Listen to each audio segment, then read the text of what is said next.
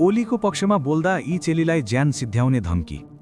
एमाले अध्यक्ष केपी शर्मा ओली पक्राउको विरोधमा सडकमा उत्रिएकी ज्यान जी समर्थक अमिषा पराजुली अहिले सामाजिक सञ्जालमा तीव्र आलोचना र दुर्व्यवहारको सामना गरिरहेकी छन्। शनिबार पत्रकारसँग बोलेका उनका भिडियोहरू भाइरल भएपछि उनीमाथि गालीगलोज मात्र होइन, यौन हिंसा सम्बन्धी धम्की समेत आएको बताएकी छन्।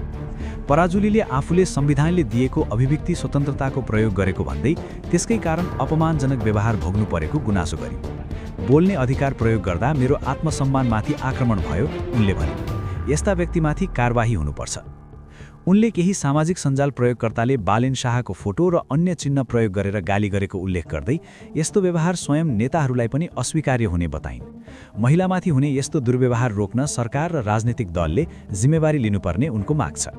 भक्तपुरको गुण्डु निवासी पराजुली हाल बीबीएस अध्ययनरत छिन् र सानैदेखि राजनीतिमा रुचि रहेको बताउँछिन्।